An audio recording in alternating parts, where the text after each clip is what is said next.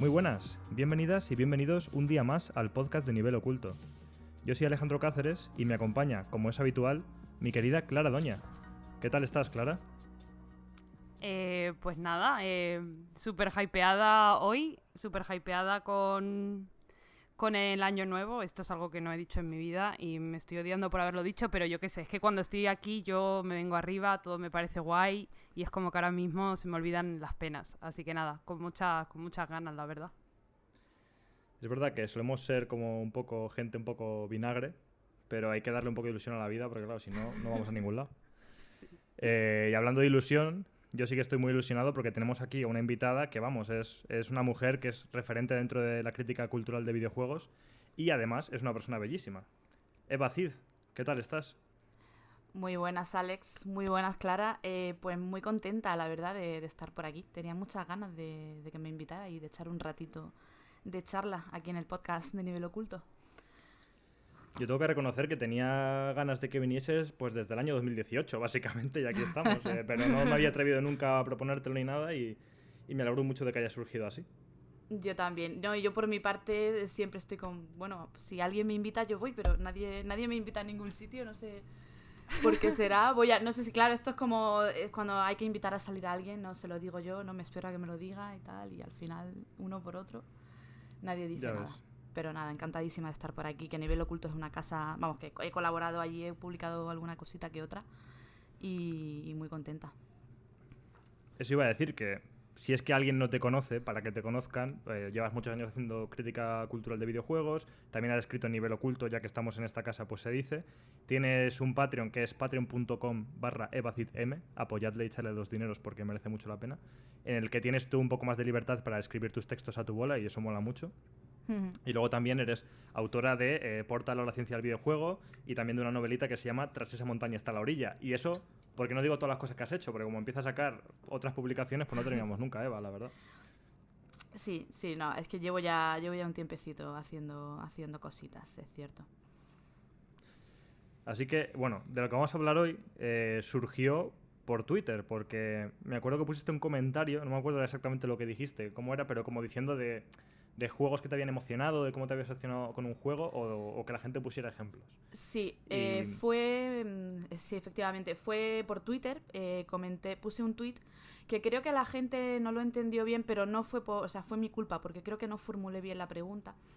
Yo en el tweet quería saber qué videojuegos le habían hecho llorar a la peña, pero a lo mejor no por motivos como muy evidentes, ¿no? O sea, que no fueran ejemplos muy típicos y de situaciones que están evidentemente diseñadas para emocionar al jugador, sino que fueran a lo mejor otro tipo de situaciones que te tocan de una forma especial y te emocionan. Y lógicamente casi todos fueron respuestas como de esta forma de llorar como más evidente, con ejemplos más evidentes, pero que yo creo que es que nos pasa a todos, porque precisamente cuando me puse yo a preparar la hojita de las anotaciones para participar hoy en el podcast, me volvieron a salir, me volvieron a salir los típicos títulos que decimos todos cuando hablamos de juegos de llorar, pero bueno, es normal. Y sí, porque ahí hay un tema interesante. O sea, yo creo que nos pueden emocionar cosas muy distintas y por motivos muy diferentes. Y era un poco el tema que a mí me interesaba explorar un poco.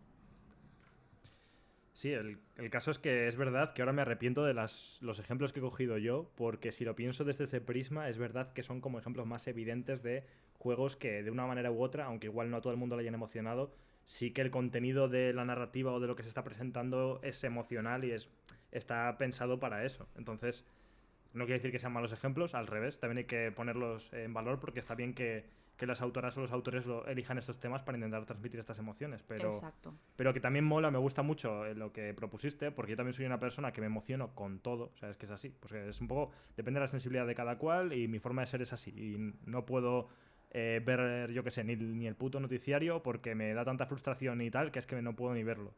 Y en ese caso, pues sí tengo ejemplos de juegos que entiendo que a lo mejor no están tan pensados para llorar, pero que sin embargo han emocionado mucho. Y me gusta mucho ver que hay gente que también lo vive de esa manera porque es bonito y porque parece como que no se puede hablar tanto en esos términos. Y, joder, está muy bien reivindicarlo. Lo que iba a decir es que para introducir esto, que es lo que estamos haciendo básicamente, introducirlo. Antes de poner los ejemplos de los juegos que nos han marcado, hablé con Clara también sobre cómo hay obras, o las obras culturales en general, tienen un peso emocional que no podemos obviar. Es como que a veces parece como que hay que reivindicar de no, pues los videojuegos son artísticos y entonces generan emociones, o el cine, o la música, o lo que sea, cuando en realidad es lo más cotidiano y habitual, hasta el punto de que muchas veces elegimos una obra cultural en función de nuestro estado emocional de ese momento. Que no podemos enfrentarnos a todas las obras en el mismo momento y de la misma manera, porque puede que no estemos en el mood adecuado para hacerlo. Porque al final esto pues tiene un poco que ver con el proceso de la catarsis, o al menos como la definían en la poética Aristóteles y todo este rollo, de esa purificación, de contemplar una obra y de sentir como que tus emociones resuenan con las de la obra y como que sientes un alivio o una liberación a través de ver una obra de esa manera. Y obviamente no siempre estamos en el mismo estado emocional. Un día podemos estar con ganas de llorar porque queremos activamente llorar y ponemos algo muy emotivo, o estamos fatal emocionalmente y queremos poner un safe place, que se dice a veces, para refugiarnos y estar ahí como en un mood que nos acoja. Y me estaba contando Clara que estaba viendo Euphoria, y es una serie que yo tengo muchas ganas de ver, pero que la empecé a ver y yo no estaba mentalmente para ver la serie porque era como muy intenso todo para mi estado emocional de ese momento. Y joder, me parece guay como pensar en esos términos, ya no solo en los videojuegos, que es a lo que venimos aquí, sino en todas las obras culturales, que nos guste o no nos guste, tienen un gran impacto emocional en nosotros. Y joder, que me parece como guay reivindicarlo. No sé, tú, Clara, ¿cómo vives esto? Yo estaba pensando un poco por la tangente, ¿no? Hablando de catarsis, porque probablemente esto sea mi mala interpretación del término, del concepto, ¿no? Pero para mí catarsis, ¿no?, es poner tus propias emociones, o que una obra, ¿no?, las refleje de una manera que te hagan sentirte identificado con ellas, y por tanto con la resolución del conflicto en la obra tú digas, vale, pues estoy como trabajando en mi propio conflicto, ya sea llorar, ya sea reír, ya sea emocionarse, ¿no? Y me he dado cuenta de que los ejemplos o los juegos en los que yo he pensado, algunos de ellos, la catarsis viene del propio juego.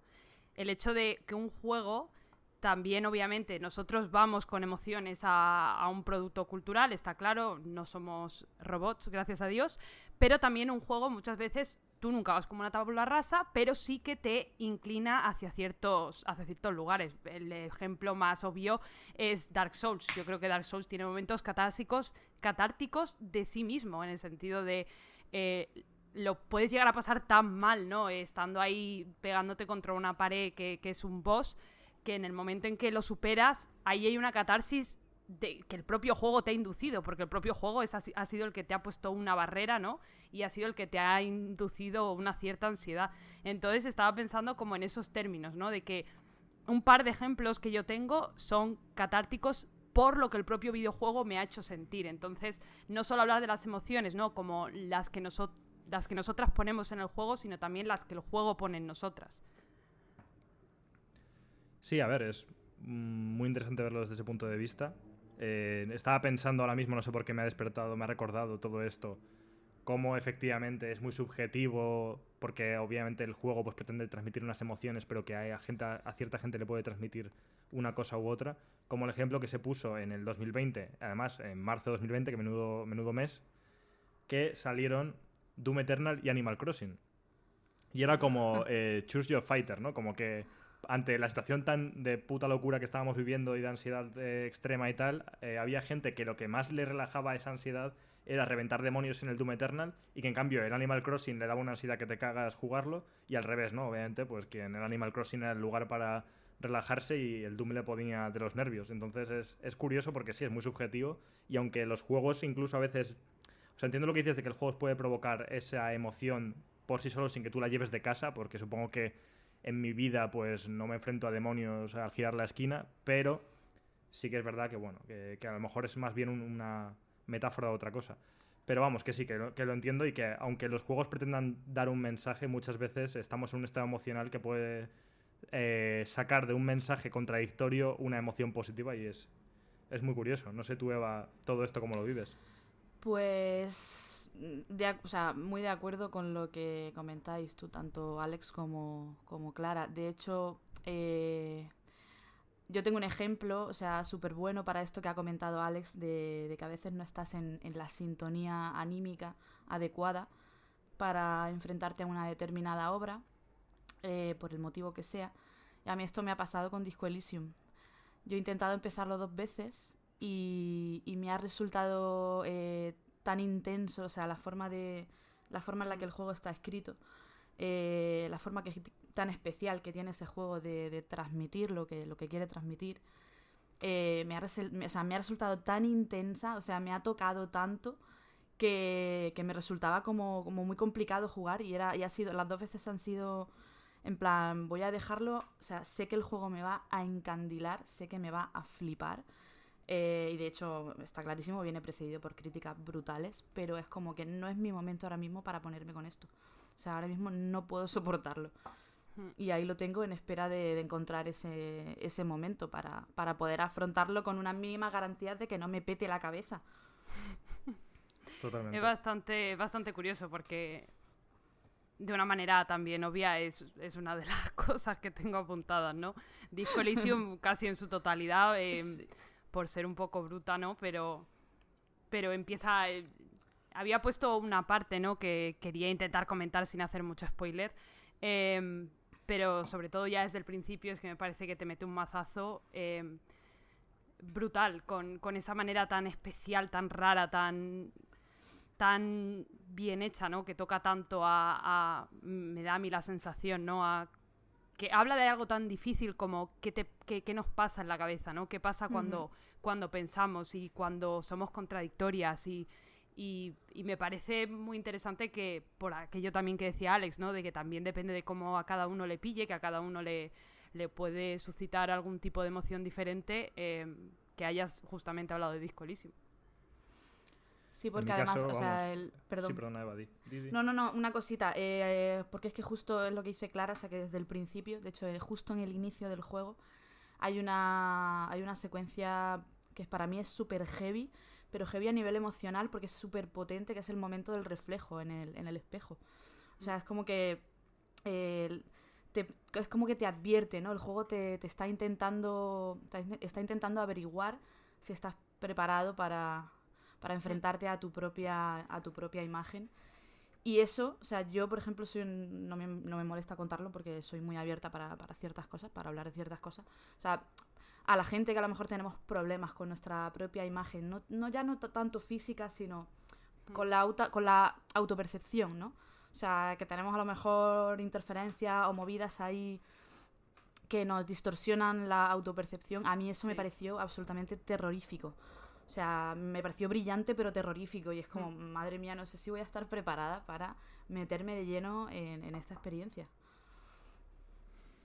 Sí, No sí, sé, totalmente. a mí me encanta solo un inciso porque me encanta cómo lo has descrito, ¿no? Porque me parece que, y por no hacer esto otra vez un monográfico de Disco Elysium, ¿no? Me parece que hay cosas que se han tocado tan poco, ¿no? En la ficción, o se han tocado tan poco de manera tan buena que cuando las ves bien reflejadas, por muy geniales que sean y por mucho que tu intelecto te diga, joder, qué genialidad que esto esté expresado y narrado y que lo vea en una pantalla así, es terrorífico y me parece muy interesante porque me parece tal cual y me parece que Disco Elysium es un buen ejemplo, pero hay muchos ejemplos de esto, ¿no? Sí, sí. Y además que efectivamente algo que no está planeado, no sé si planeado, ¿vale? Efectivamente es algo muy... Está diseñado para que sea especial ese momento, pero igual no con estas connotaciones tan concretas. Y es muy guay ver cómo, depende de la persona, ese propio acto que mucha gente pasará inadvertido o lo verá casi como casi cómico o humorístico o yo qué sé, puede tener tanto impacto emocional en función de nuestras mochilas, ¿no? Emocionales, las nuestras. Sí, a mí me pareció poderosísimo, la verdad. Claro.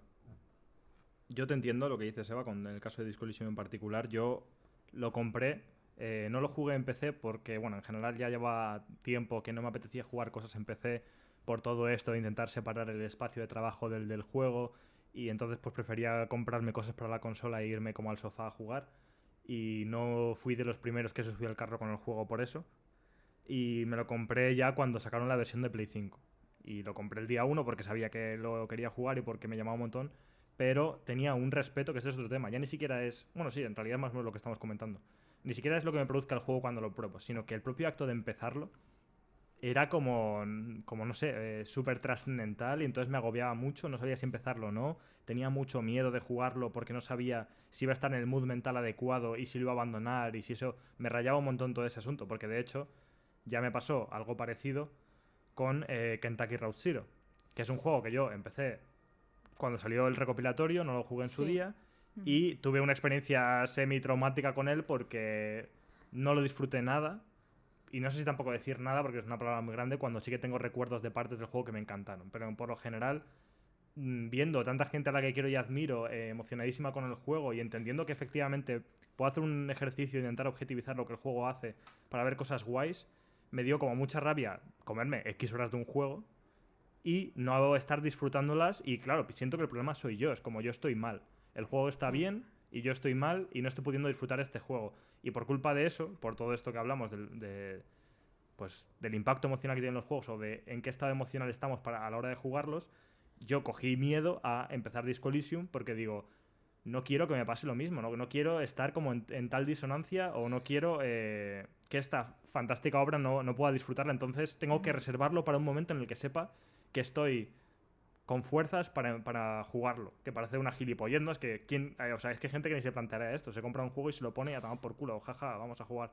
Pero no, o sea, para mí era como tener ahí un símbolo y no saber cómo acercarme a él. Y me costó muchísimo empezarlo por culpa de eso. Luego, en este caso, pues gracias a Dios, sí que me pilló un mood más o menos bueno y lo disfruté un montón y me parece una obra maestra, que es lo que es. Pero, joder, que me daba mucho miedo jugarlo. Yo creo que eso en mayor o menor medida nos pasa un poco a todos. A mí me ha pasado también. Y es lo que tú dices, porque es que se suma, por un lado, como la expectación previa frente a una obra que sabes que a personas a las que tú admiras y en cuyo criterio confías, etc., etc., les ha flipado. Entonces esto te genera una expectativa de la hostia. ¿Qué pasa? Que luego a lo mejor te metes ahí en esa obra y por lo que sea no pasa nada.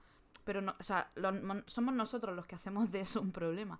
Por lo que sea, no conectamos, por lo que sea. Esto no es nada malo en absoluto, ni tampoco quiere decir nada malo ni del juego, ni de que hayan algo mal en nosotros mismos. Simplemente por lo que sea no conectamos y ya está. Pero sí que es eso. Y a veces también pasa que cuando se hace mucho ruido con un determinado juego, a mí por lo menos me genera o sea, me provoca, hay un efecto ahí como de saturación. Y es como que necesito que se calme un poco o sea, que se disminuya un poco el nivel de la conversación, que la gente hable de este tema con menos intensidad para yo ya luego, posteriormente, ponerme con ello. Pero más que nada por eso, porque cuando está todo el mundo como muy a tope con algo, yo creo que sin querer afecta a las expectativas que llevamos, tanto para bien como para mal. Entonces a veces quizás es preferible, si vemos que no es el momento, quizás es preferible esperar un poquito a que la gente hable de otra cosa y luego ya ponernos con eso a ver qué tal nos parece, ya sin toda esa carga previa de hype y de expectativas y de ruido de conversación. Sí, o sea, yo creo que hay como dos momentos ideales. O empiezas desde el principio, cuando acaba de lanzarse el juego y nadie ha dicho nada todavía, o ya cuando se ha pasado la ola y ya nadie dice nada. Pero es verdad que estar ahí en medio es muy incómodo y genera muchas tensiones que a veces son contraproducentes. Una vez más, igual hay gente que ni siquiera participa de las redes sociales y se la suda todo esto. Lo estamos comentando pues porque sí que lo hacemos. Aquí lo de comentar pues este tipo de cosas. Tenemos un Twitter muy similar, con mucha gente que se dedica a esto hablando de juegos y demás. Igual hay gente que ni siquiera ve ese problema porque es que no participa de esa comunidad y ya está. Pero que creo como que hay dos vías. Cuando algo sale, la gente que lo coge de primeras, imagínate que no había expectativas ni nada. Obviamente, Disco Elysium, para quien lo siguiera, sí que tendría expectativas porque ya apuntaba maneras desde hace tiempo, pero también es un juego que no es como el gran lanzamiento de una superproducción, que alguien que lo compras en la Store por verlo lo pillaría como de nuevas. Pero el caso es que me da igual, no me hace falta ni siquiera el ejemplo del Disco Elysium. Hay un juego que si lo coges nada más salir, antes de que nadie haya hablado de él, te genera unas emociones cuando no esperabas nada de él, precisamente porque como no esperaba nada, a ver qué me parece. Y de repente ves que es la hostia y entonces te conviertes en lo que se dice como, no sé, como predicador de esta movida, ¿no? Predicador del juego en cuestión o de la obra en cuestión, porque vas a todos tus amigos y amigas a decirles, ¡buah, esto es la hostia, tienes que jugarlo, porque esto, porque lo otro, porque no sé qué! Y claro, esa emoción que tienes tan positiva de exaltar tanto la obra, muchas veces viene precisamente de no tener mucha expectativa con la obra. Porque como no había expectativa, porque no se había dicho nada, porque todavía no había comentarios sobre la obra, y tú la has pillado de nuevas, partías de un estado neutro y has llegado como a la locura máxima, porque efectivamente el juego tiene cosas buenas. Pero ¿qué pasa? Que si partes de la expectativa creada por la comunidad de que eso ya es la puta hostia, no estás en el mismo estado para jugarlo, porque ya partes de que todo el mundo dice que es la hostia. Entonces ese estado ya altera cómo se percibe la obra. Es curioso y en ese sentido es un poco tóxico también porque te lleva al FOMO y todas estas movidas, pero sí. yo muchas veces con ciertos juegos prefiero estar ahí desde el día 1 y además silenciar todos los hashtags y las movidas en Twitter y tal para poder estar al nivel más objetivo posible y que nadie me arruine la experiencia precisamente por hablar de algo o demasiado bien o demasiado mal, pero que nos guste o no, todos esos comentarios son como semillitas que se nos quedan en la cabeza y cuando nos enfrentamos a una obra al final nos afectan. Exacto. Sí. A mí me viene algo reciente porque lo estáis hablando y yo digo, joder, yo siempre me cago mucho en este tipo, ¿no? de hype. En plan de, yo soy muy de, no, yo si la gente habla de esto, yo no me voy a meter. Es como una especie de cabezonería primordial que me viene de toda la vida, ¿no? Pero estoy pensando en Inscription, precisamente porque yo ahí me da la sensación de que eres o hay culpables y hay víctimas. Y yo en Inscription fui culpable. Y el caso de Inscription, ¿no? Particularmente me da la sensación de que ha creado como una cierta tirantez, ¿no? Porque es un juego del que evidentemente no se puede hablar y es algo que todo el mundo decimos. No se puede hablar de él, ¿no? Y claro, eso crea una expectativa o crea que haya gente diciendo, bueno, es que de lo que no se puede hablar tampoco es para tanto. Hay una especie de tirantez que a mí me ha parecido muy, muy curiosa precisamente en el caso de Inscription, ¿no? Porque es un caso en el que todo el mundo que hemos hablado de Inscription hemos dicho que no podemos hablar de Inscription, ¿no? Era como una especie de, como, no sé cómo decirlo, como alardear de que tenemos un top secret testado, ¿no? Un club secreto, sí, un club muy selecto, de miembros muy selectos. 100% culpable de eso, o sea, en mis Gotis the Night lo primero que digo es eso, porque me parece un fenómeno bastante curioso y me parece que, joder, es que es así, es que tampoco, no puedes hablar de él, por pura, no sé, pero sí, o sea, esto es un tema y yo, propósito 2022, no crear hype. Sí. Yo eso lo tengo complicado, soy muy pesada. Cuando algo me gusta mucho, me cuesta mucho no ser pesada, lo siento. Sí, yo también soy un poco obsesiva, entonces cuando me da por algo me va a dar. Y Twitter, algún tuit va a caer. Sí. No, pero también lo que voy a decir sobre eso es que a mí que vosotras seáis pesadas me parece la hostia, porque yo quiero que seáis pesadas conmigo, porque la gente que es como que sientes más cercana es como que sí que me gusta ese tipo de pesadez. Por poner un ejemplo, si yo a un amigo muy cercano mío, más allá de que lo que ponga yo en redes y tal, le voy particularmente a decir, mira, prueba esto, tío, porque sé que te va a gustar, porque no sé qué, porque no sé cuál. Entonces, es como por ejemplo el tema de Outer Wilds, que tú, Clara, seguramente verías hasta en la sopa que ese juego era la puta hostia, bueno, que también hay opiniones de todo tipo. Pero yo, hombre, te tenía a ti, me sobraba, o sea, no hacía falta que viera nada en Twitter. Tú eras como 1000 timelines de Twitter. Pero eso es lo que quiero decir. Bueno, y lo estaba diciendo como en el buen sentido y a lo mejor me has odiado por eso. Pero que precisamente por conocerte es una cosa que digo, bueno, pero olvídate de lo que ponga en Twitter. Olvídate si la opinión general es que esto está guay o que es una mierda. Yo te digo a ti, Clara, personalmente, juega esto porque sé, por X motivos, que a ti como persona te va a gustar por esto y por lo otro. Entonces, que ese tipo de hype venido de alguien cercano con una recomendación específica hacia tu persona sí que puede estar bien. Lo malo es eso, cuando ya es como una especie de voz populi de todo el mundo en las redes como locos y tal. Y es verdad que a mí también me genera cierto rechazo eso. No sé si tanto con los videojuegos, que a lo mejor también, pero es que los videojuegos yo soy bastante friki y ya suelo estar yo en primera línea porque me gusta jugar cosas de lanzamiento. Pero, por ejemplo, con las series o cosas así, yo el fenómeno Juego del Calamar no pude ni aguantarlo. O sea, fue terrorífico, terrorífico. Todo el mundo dando la plasta con la serie en cuestión. Y casi eso me generaba más rechazo de es que no la quiero ver solo por lo pesada que es la gente, ya no quiero esta obra cultural. Y yo creo que lo que se puede sacar de todo esto en general es el doble rasero o el peligro que tienen las redes sociales para este tipo de consumo cultural, porque es como que alteran mucho nuestra percepción de las obras y demás y alteran mucho cómo nos enfrentamos, pues eso, emocionalmente a las obras, que al final es de lo que estábamos hablando. Es que, claro, entre la inmediatez que parece que tiene que tener todo hoy en día, el altavoz en sí, la multiplicidad de voces, es que la verdad, yo sí que entiendo que pueda saturar, porque a mí me pasa. Me ha pasado con la serie de Arcane, por ejemplo, que es que me apetece verla, pero no me apetece verla porque la gente es muy pesada. Y yo sé que cuando la vea, pues probablemente me guste, seguramente sí. Pero me pasa, no siempre me pasa, no me pasa con todo, pero de vez en cuando me ocurre también, lo mismo que comentaba Alex.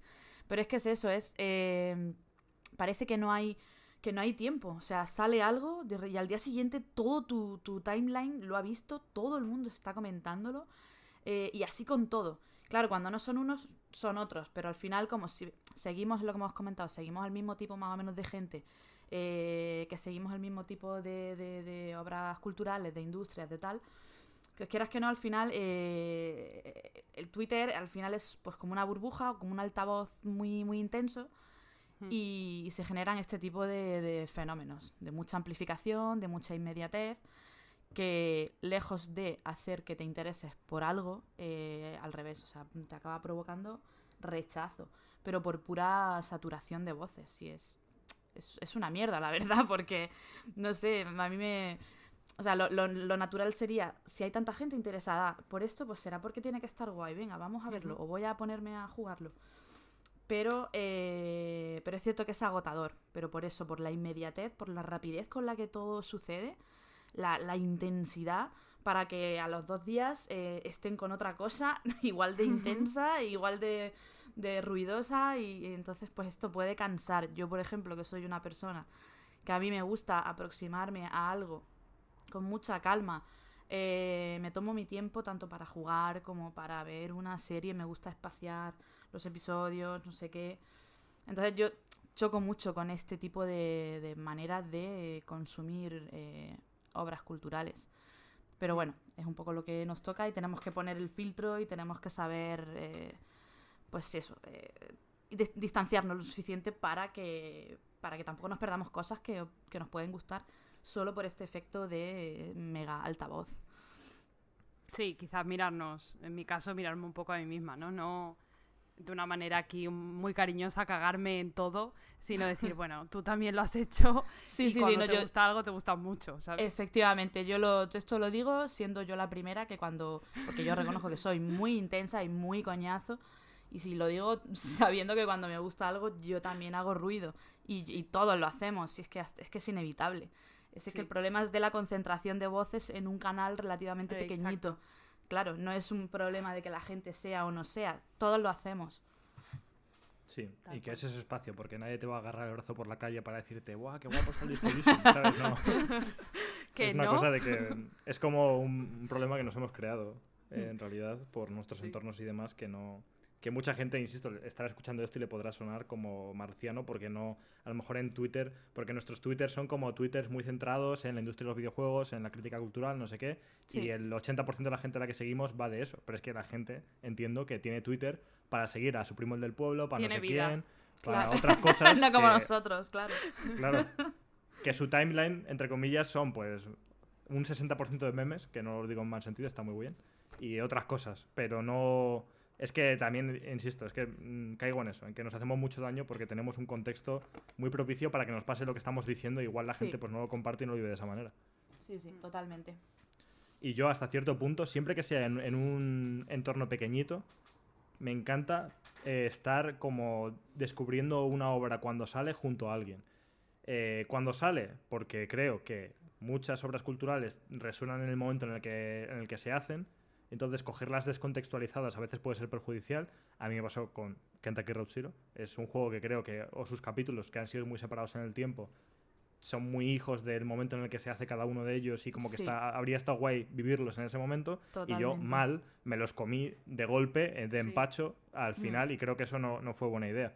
Entonces, por un lado, creo que siempre que se pueda, porque una vez más esto tiene muchas implicaciones económicas y de otro tipo, es mejor jugar a las cosas cuando han sido concebidas para jugarlas.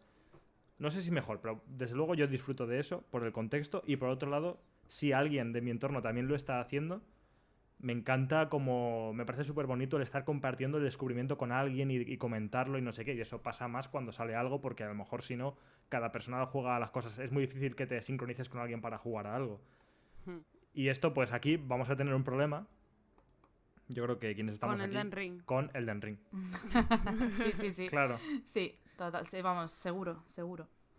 Entonces, porque no sé qué va a ser. A lo mejor va a ser maravilloso, ¿eh? A lo mejor hacemos un grupo de Telegram y estamos ahí living con la movida y No, comentando... porque es mundo abierto. Si Ya, es que es fuera un un problema. FromSoft normal, pues es un pasillo y dices, bueno, has llegado al tercer boss, pero aquí dices has llegado al tercer boss y igual el otro te dice que sí, pero está en un desierto en vez de en un pantano. Es que ahí nos ha fastidiado Miyazaki, ¿eh?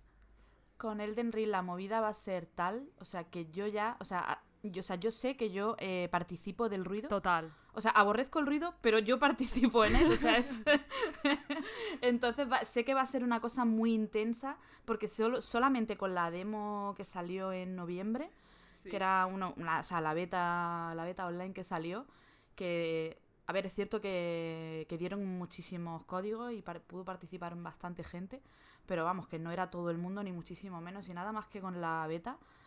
Aquello fue insoportable, o sea, yo reconozco que fue insoportable y yo me meto en el saco de persona pesada e insoportable. O sea, no me quiero ni imaginar cuando salga el juego. De hecho, es el típico caso en el que yo me voy a impermeabilizar de todo, Total. voy a silenciar todo, pero porque de verdad, porque le tengo muchísimas ganas y porque quiero llegar y quiero disfrutarlo de la forma más, entre comillas, pura posible. No quiero contaminarme ni del ruido, o sea, a nivel, o sea, la gente en plan flipando o la gente diciendo perrerías del juego. No quiero que eso interfiera para nada cuando yo esté jugando a Elden Ring. Y va a ser complicado, va a ser complicado porque se va a liar, o sea, va a ser muy, muy intenso. Tengo miedo Sí. de que salga, tengo mucho miedo Yo del creo momento que del lanzamiento. Estamos en ese barco totalmente, pero vamos, que yo vengo ya de... Yo, por ejemplo, igual es pasarse de la raya, pero pedí el código, pero aunque me llegase, luego pensé que se lo iba a dar a alguien porque no quería jugarlo, porque quería empezar el juego como... Es que no lo sé, no sé cómo han hecho y no quiero saberlo, a lo mejor me decís que ya es así. Pero quería jugar el juego desde el principio del juego, desde el momento en el que el juego está diseñado para ser empezado y no in media res, que no sé si la demora in media res o no. No, pero... era al principio. Bueno, igualmente, pero aunque fuera al principio, que ese es el caso, yo no lo sabía, entonces lo iba a descubrir por las malas y prefería, si era que estaba hecha en media res, prefería jugar el juego desde el principio por vivir su, entre comillas, tutorial o onboarding o como quieras llamarlo. Y por otro lado, no quiero empezar algo así y cortar el flow y de repente ya no puedo jugar hasta X tiempo después. Y joder, que no sé, quiero intentar hacerlo, pues como dice Eva, de la manera más pura posible, y en mi caso es incluso evadiendo renunciar la demo esta. a la demo. Yo sí, a mí me tocó y yo creo que le di en todos los tramos, en plan, incluso los que eran de madrugada, que había algunos que eran como de 5 a 7 de la mañana, cosas así, o sea, quitando el último, porque ya era como de domingo a lunes y ya no podía, porque había que trabajar al día siguiente. Pero sí le di fuertísimo y aproveché pues casi todo el tiempo que dejaron y eso, a mí me gustó mucho. Pero sí que es verdad que la gente la gente hizo muchísimo ruido y estaba muy muy intensa, tanto los fans de Elden Ring como los que ya estaban poniéndolo a parir sin haberlo visto, sin haberlo jugado y sin que el juego entero haya salido todavía a la venta. Sí. Y cuando salga pues va a ser esto multiplicado por 20. Pero vamos, miedo. que al final la solución es silenciar todo eso, porque Sí. yo irme de Twitter, pues no puedo, pero ya lo tengo silenciado desde la demo y se va a quedar silenciadito hasta que yo me termine el juego y entonces ya lo hablemos. Y por supuesto, en círculos cercanos lo comentaremos, pero es lo que dice Clara, va a ser más complicado porque la estructura del juego va a hacer que sea más complicado de comentar, yo creo. Sí. Yo, de hecho, recuerdo cuando salió Sekiro, que hicimos una cosa parecida, en plan, yo silencié todo en Twitter y tal, y luego teníamos un grupito de Telegram, estábamos como 5 o 6 personas, y por ahí íbamos comentando nuestro progreso y tal, y fue una experiencia súper bonita, ir compartiendo eso, como en petit comité, fue una experiencia muy bonita, y la verdad me gustaría hacer algo parecido con Elden Ring, pero es lo que comentáis, al ser estructura mundo abierto es más complicado no pisarle la sorpresa a otra persona. Claro. Así que bueno. En cualquier caso, todo esto venía para decir cómo enfrentarnos a una obra en función del bagaje con el que tengamos anterior a ella, tanto emocionalmente como el que nos genera el resto de la gente y demás, cambia cómo la percibimos y cómo, pues eso, hay juegos que pueden estar diseñados para transmitir un tipo de experiencia, pero que en función de nuestro estado mental, pues lo vivimos de una manera muy distinta y bueno, pues es interesante que no simplemente es todo tan plano de intento hacerte llorar y lloras. Que muchas veces lo que pasa con esto es que cuando un juego se esfuerza demasiado en intentar hacerte llorar, creo que es hasta contraproducente. Porque se nota ese esfuerzo y no te lo crees y entonces no conecta contigo. A veces tiene que ser un poco más natural a la hora de intentar emocionar. Pero sí que es verdad que creo que ahora que podemos pasar a los ejemplos, yo tengo dos que aún así creo que voy a comentar, pero que ahora, pensándolo en perspectiva, me da pena que sean estos, no porque no me gusten, porque me parecen ejemplos muy buenos, sino porque efectivamente son más evidentes, porque son juegos que tratan temas que quizás sí que, o tienen escenas o situaciones que sí que están hechas para emocionar, y en realidad, al final, lo que me gustó mucho de lo que pusiste en Twitter, Eva, y algo que creo que comparto contigo, es el hecho de ser una persona muy... Con mucha facilidad para desbordarme emocionalmente de cualquier tipo de emoción. Y entonces me gusta poner ejemplos de cosas que en realidad la gente dice, estás loco, porque esto te emociona, pero en realidad me emociona muchísimo, porque no sé si es que no esté diseñado para eso, porque creo que al final, cuando algo se hace muy bien, está hecho para despertar opiniones y emociones. Da igual si a lo mejor no tiene por qué buscar específicamente hacerte llorar, pero sí que cuando algo se hace con cariño y con amor es como que ese amor está en la obra y ese amor puede ser el que te toque y el que te haga emocionarte, aunque no sea una escena hecha para llorar. Pero bueno. Aquí estoy yo con el final de Darkest Dungeon 1 como ejemplo, ¿sabes? En plan de todo hablando de la obra hecha con cariño y yo en plan del final de Darkest Dungeon me emocionó, ¿sabes? No, pero que el cariño puede ser hacer eso, el juego... Sí, total. Simplemente me apetecía ser graciosa durante un segundo. Pero que me parece interesante en realidad eso, de que incluso, porque hablábamos también de juegos que pueden incomodarte o hacerte sentir así como un poco mal, pero no porque lo hagan mal, sino porque lo hacen muy bien y entonces te hacen daño, pero no porque quieran hacer... No sé si me explico. Entonces eso también creo que es un buen ejemplo también para decir cómo una obra tiene tanta intencionalidad puesta, tiene un mensaje tan claro que quiere dar y aunque sea un tema que no es el típico más cute, ¿no? O más wholesome para emocionarte, sino que es algo más duro, pero que a lo mejor por esa crudeza y esa realidad es por lo que te emociona precisamente, así que me parece ejemplos igualmente válidos. Si quieres, ya que lo has comentado, empieza tú con alguno de tus ejemplos y vamos haciendo ronditas y comentamos juegos que nos hayan marcado en este sentido.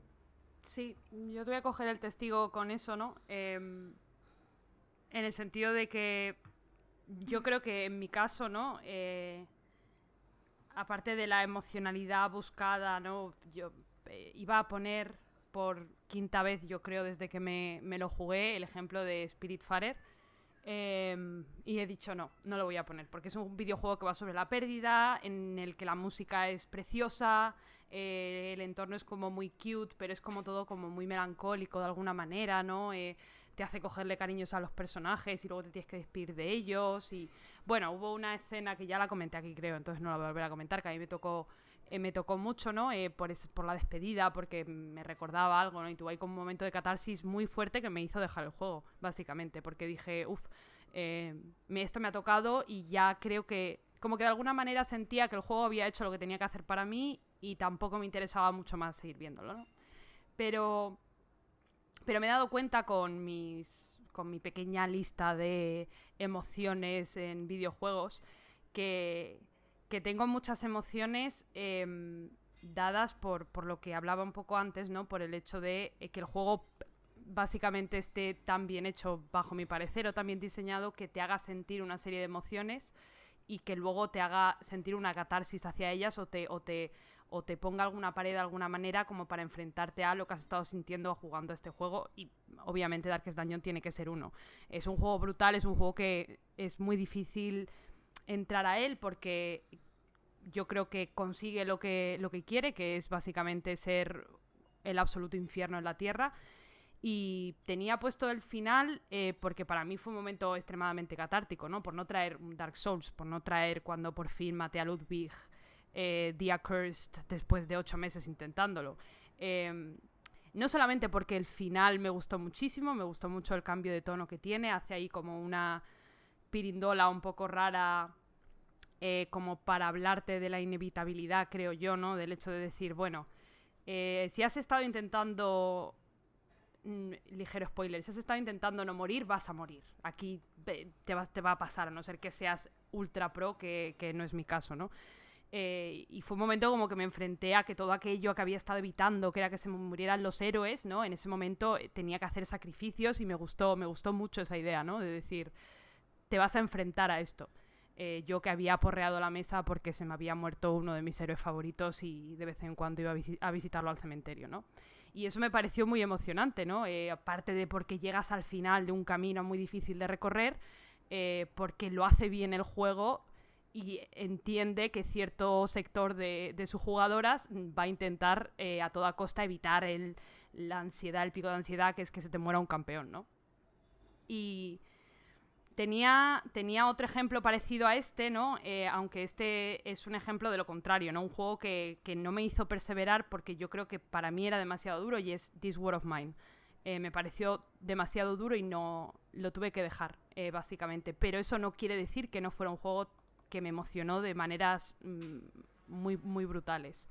Entonces, voy a comentar, he comentado estos dos jueguitos, pero tengo por ahí otro juego o un momento de un juego, ¿no? Que es como el momento en el que el juego rompe consigo mismo, ¿no? Que me parece como otra manera de emocionarte, que me recuerda un poco a The Outer Wilds, pero si eso, paso aquí la batuta y si luego hay tiempo vuelvo como a otro concepto, porque me da la sensación de que hay cosas que me emocionan de los videojuegos, pero las puedo compartimentalizar, ¿no? Que un juego sea evidentemente intencionalmente emocional, como Spiritfarer y la pérdida, que un juego sea catártico en sí mismo, como Darkest Dungeon o Dark Souls, y luego a mí me emociona mucho cuando un juego se contradice a sí mismo y hace una cosa loca y mete una pirueta en el aire y dices, ¿qué acaba de pasar? Me has dejado a cuadros, ¿no? Pero eso a mí me emociona mucho. Muchas veces lloro por eso, en plan de qué maravilla, ¿no? Lloro de decir la emoción.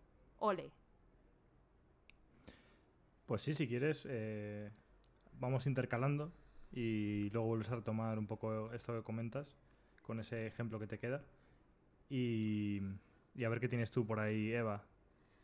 Pues, a ver, yo traigo varios ejemplos y juegos que me han emocionado de una forma especial, desde distintos, cada uno desde su sitio y por motivos diferentes. Y yo sé que voy a empezar siendo la capitana obvia, pero tengo que mencionar el Red Dead Redemption 2. Pero Vamos. sí que quiero matizar, quiero hacer matizaciones aquí. No es solo, vale, llorar por lo evidente, que ya sabemos todos, que es un juego muy emocionante y tal. A mí, sobre todo cuando ya han pasado años desde que salió el juego, pienso mucho en el juego, de vez en cuando me pongo a pensar en él. Y a mí me emociona de alguna forma. O sea, yo siempre he sido muy... A mí siempre me han gustado mucho los juegos de Rockstar. O sea, o sea, todo lo que hace Rockstar me suele gustar mucho. Y Red Dead Redemption 2 fue para mí una sorpresa por la madurez. O sea, yo no me esperaba un juego de Rockstar así. Que tocara la cantidad de temas que toca, la cantidad de matices que tiene. Y más allá de las situaciones evidentes con las que todos y todas hemos llorado. Pero a mí me emocionó mucho cómo aborda el tema de del sentimiento de comunidad, no sé, es un grupo de gente que vive un poco al margen, gente que ve que el mundo al que ellos pertenecen está cambiando, que ya no existe, y esa necesidad de crear una comunidad para sentirse que forman parte de algo, me pareció súper bonito. A ver, esto también es bastante evidente, pero es algo sobre lo que me gusta pensar y a lo que vuelvo de vez en cuando y digo, joder, o sea, es que es la polla. Luego es un juego que para mí, como en las distancias cortas, tiene muchísimo que comunicar. O sea, el trato entre personajes, la delicadeza con la que se representa el simple trato hacia los objetos. O sea, ellos viven en un campamento y tampoco poseen muchas cosas materiales. Y el juego dedica muchísimos recursos a que aprecies cada objeto, a que lo limpies, a que lo cuides. Y todo esto me parece súper bonito. Luego, más allá de lo evidente, también, por ejemplo, en el juego hay muchas formas distintas de... O sea, los personajes muestran coraje o son valientes no solo de la forma... O sea, no solo agarrando un rifle y poniéndose a defender el campamento de los enemigos y tal. Yo que sé, por ejemplo, el personaje de Abigail no necesita empuñar un rifle para mostrar coraje y para enfrentarse a alguien muy peligroso y de una forma muy arriesgada, además. Entonces, todo este tipo de cosas a mí me emocionaron muchísimo en su día y me siguen emocionando, la verdad. Yo, Alex, si me lo permites, y Eva también, tengo que meterme aquí, porque nunca habíamos tenido aquí a alguien que me viniera a hablar de Red Dead Redemption 2, que es un juego del que yo hablo poco, teniendo en cuenta que estuve a punto de imprimirme una fotito de Arthur Morgan y ponérmela como si fuera un santito, ¿eh? Sí, no, a ver, disfrútalo, porque sé que te gusta mucho y es el momento para hacerlo, así que a tope. A ver, tampoco voy a soltar aquí la chapa padre, pero sí, me gusta mucho lo que dices, Eva, porque yo creo que es eso, ¿no? Como el tema englobante de la comunidad que está siempre ahí abajo, ¿no? De incluso de la fraternidad, del amor, de decir, esta es mi gente, ¿no? Todo lo que se hace para proteger o para que esta comunidad, ¿no? crezca y esté a salvo. Es que por mucho que sean outlaws y salvajes, ¿no? A ojos de la sociedad, todo eso está ahí. A mí me emocionó mucho, aparte de los momentos obviamente emocionales, por raros también, ¿no? Por decir, ostras, en un juego de Rockstar hay un momento en el que un personaje masculino se emociona de una manera completamente humana. O sea, eso a mí me gusta que digas lo de que te gusta mucho Rockstar, porque es verdad que había un cambio, ¿no? Uh-huh. Había una profundidad y una exploración de la emoción que yo no he visto tampoco en muchos más sitios. Uh-huh. A mí lo que me tocó mucho, que también es bastante obvio, es, voy a decirlo como el tema de la memoria, ¿no? Igual tú sabes a qué momento me refiero, o a qué etapa del juego me refiero, pero tampoco quiero entrar en profundidad porque son spoilers heavy, ¿no? Pero el hecho de volver a sitios, ¿no? De recorrer caminos recorridos, y lo hace todo de manera tan sutil, tan sin palabras, tan sin evidenciarlo de alguna manera, sino simplemente como que pone todo en la responsabilidad, ¿no? de hacer como ese ejercicio de memoria y de acordarse y de sentirlo en la jugadora, y me parece brutal, o sea, me parece increíble, y no lo he vuelto, eso por ejemplo yo no lo he vuelto a ver, y hecho de esa manera tan sutil, ¿no? Tan fina, tan de te tienes que dar cuenta, ¿no? Sí. No sé, es increíble. Yo no sí, es increíble. Es que era como en plan, vale, vamos a grabar un podcast sobre juegos emocionantes y es como, vale, vamos a mencionar por enésima vez Red Dead Redemption 2, pero es que de verdad que hace muchas cosas muy bien, y lo que dice Clara, aborda ciertos temas con una sensibilidad que pocas veces se ha visto en cualquier otro juego, y esto viniendo de una compañía como Rockstar, que puede ser, a nivel empresa, puede ser todo lo cuestionable que queramos, pero a mí personalmente me sorprendió mucho el cambio de tono y como la madurez. Es como, no sé, se han hecho mayores, se han hecho un juego de madurez. La madurez entendida como otra forma de comunicar, y con una sensibilidad pues como más, no sé, más madura, o más madurada. Totalmente. Sí. Este es un caso que yo lo he hablado alguna vez ya con Clara, que a mí, por ejemplo, el primer Red Dead Redemption también creo que me puedo considerar, o al menos me consideraba antes, súper fan de Rockstar. Yo creo que lo que me hizo dejar de ser un poco fan de Rockstar es GTA V, pero eso es otro tema. Porque, por ejemplo, GTA 4 es uno de los juegos también que más me ha volado la cabeza Sí. de la historia. Pero tuve la mala suerte, que quizás por lo que estamos comentando antes, de que mi acercamiento a Red Dead Redemption 2 no fue el mejor. Cuando yo era un loco del primero y fue una vez más otro de los juegos que más me marcó cuando lo jugué en su día y me volvió loquísimo. Y probablemente entiendo cómo hasta incluso de forma objetiva el 2 mejora muchas de sus narrativas o de sus intenciones respecto al 1. Coge esa base porque el 1 siembra unos cimientos y construye desde ahí, y estoy convencido, o sea, que por supuesto el juego merece todas las alabanzas. Yo creo que los conflictos que encontré yo en él, más que por cosas muy concretas, venían por el conjunto, y a lo mejor era incluso culpa mía, ¿no? Pero por cómo tenía tanto peso narrativo, tanto peso emocional, y a la vez era un mundo abierto, y eso se me generaba como fricciones a veces, porque entre un tramo de la historia y otro, pues quizá pasaba mucho tiempo porque el mundo abierto dilataba eso para que estuviera haciendo otras cosas, y entonces sentía como que por momentos lo que más disfrutaba del juego era pasear o cabalgar por la naturaleza, que creo que también es un valor que tiene el juego que es a señalar, porque es un juego con una atención al detalle en ese sentido que no muchos tienen, y también es algo que puede ser muy muy bonito y muy emocionante. Y por otro lado, efectivamente, pues estaba muy puntualmente emocionado por la historia, porque también creo que tiene como momentos más planos, entre comillas, como más estándar de somos un juego de acción contándote una historia así medio trepidante. Creo que luego tiene momentos que son efectivamente muy maduros y muy bien pensados. Pero bueno, que no sé, que para mí no es que para nada no me guste, sino que lo cogí en un momento en el que sentí como fricciones entre dos juegos. Es como que estaba jugando a dos juegos distintos. Sí, Por sí. un lado estaba el Red Dead, que me pedía explorar, disfrutar, pasear, olvidar y simplemente estar ahí. Un poco lo que hace Zelda, ¿no? El Breath of the Wild, que yo creo que se queda solo con una de las dos partes. Zelda decide ser un entorno, un sitio, un lugar, y es eso a toda costa. Y en cambio, pues la parte narrativa, pese a que su tráiler, que también es un tráiler fantástico con el que he llorado 50 veces, casi te vendía lo contrario, ¿no? Como una epicidad y una narrativa que luego en el juego no se encuentra. Pero en ese caso apostaron por el lugar, por el entorno, que es el protagonista de esa historia. Y creo que Red Dead Redemption tiene el 2 tiene un entorno que, joder, que no tiene tampoco tanto que envidiar al de Zelda en ese sentido, pero a la vez quieres tener una historia muy intensa, muy profunda, muy de estar muy atento a lo que está pasando, a los eventos y tal. Y para mí sentía como fricción entre esos dos mundos, y como era un juego largo, a la larga sobre todo, porque esto es una cosa que ya hemos comentado otras veces, pero a mí los juegos me pierden a la larga.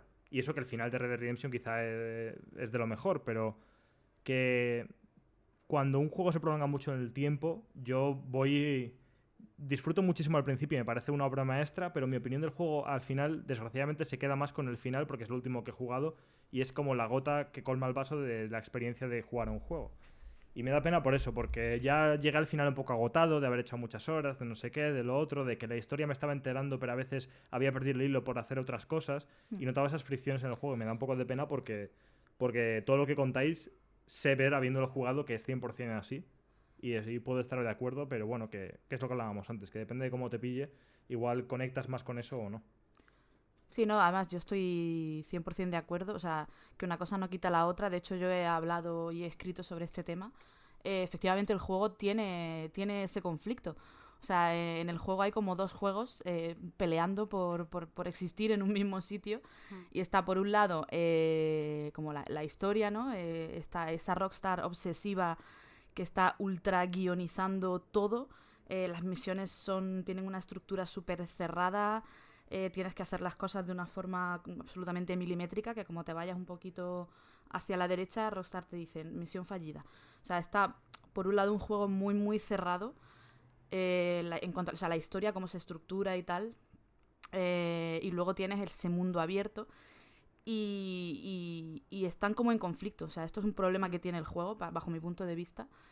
Que no termina de casar muy bien una parte con la otra, y es como que entre ellas se entorpecen más que complementarse, pero bueno, aún así O sea, eso no, para mí no estuvo reñido en ningún momento con todas estas cosas que he comentado de los temas que trata, el tema de la comunidad, del cuidar de tu grupo y tal. Pero sí, o sea, 100% de acuerdo con Alex, que es un problema que tiene el juego. En cualquier caso, si queréis saber más sobre el tema, tú, Eva, precisamente escribiste un texto sobre esto para Nivel Oculto, ¿no? Entonces, claro, efectivamente. Sí. También me repito, o sea, escribí esto efectivamente para Nivel Oculto y ahora vengo aquí al podcast a seguir hablando de lo mismo. Pero bueno, no había caído. De hecho, no había caído. Digo, madre mía, qué pesada soy. Que no, si es lo que nos gusta. Y además que mucha gente quizá escucha el formato podcast y se mete menos a leer artículos, entonces es una forma de conciliar las dos partes. Así que si queréis saber más sobre un fantástico texto que tiene Eva sobre este tema en Nivel Oculto, entrad a leerlo. Yo, por mi parte, voy a también ser un poco estereotípico, pero no puedo evitar hablar de Celeste, que es un juego que cuando salió me tocó muchísimo. Un juego que efectivamente fue compartida esta opinión de que era una joyita y que era un juego a reivindicar cuando salió, y que a su vez me da un poco de pena que no sé hasta qué punto se ha olvidado, porque no creo que se haya olvidado, pero no sé cuánto va a perdurar lo que hizo ese juego en su momento, pero me parece valioso, al nivel de cómo perduran cosas como Undertale, que me flipan, ¿eh? No lo digo como Undertale sí y Celeste no. Undertale a tope con él. Pero no sé, como que salió finales de 2017, principios de 2018, no sé si fue en enero de 2018. Y como que ya me encantaría, en el momento en el que estamos ahora, que siguieran saliendo muchos textos sobre Celeste, ha pasado mucho tiempo y cómo se reflexiona sobre él. Pero me da la sensación de que fue un fenómeno del momento y ya no veo tanto de él. En cualquier caso, lo que es a nivel puramente subjetivo, es un juego que, pese una vez más a ser bastante obvio en lo que pretende y a pretender ser un juego emocional y tal, a mí me tocó un montón, porque bueno, para quien no lo conozca, es un juego sobre una chica que se llama Madeleine y que decide, por una serie de circunstancias de su vida, escalar una montaña que se llama Celeste.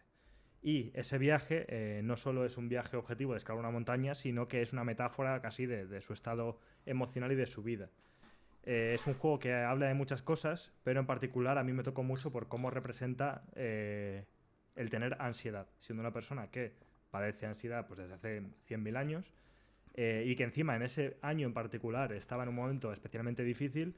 Jugarlo pues me produjo todo esto que estamos hablando de la catarsis, ¿no? Como del verme reflejado mis emociones en el juego y cómo la resolución en el juego ayuda a mí a pensar sobre lo que estaba viviendo, a sentirme un poco mejor con lo que me estaba pasando, por sentir que no era el único, obviamente, aunque es obvio, pero el juego lo ponía en valor y eso me parecía muy especial.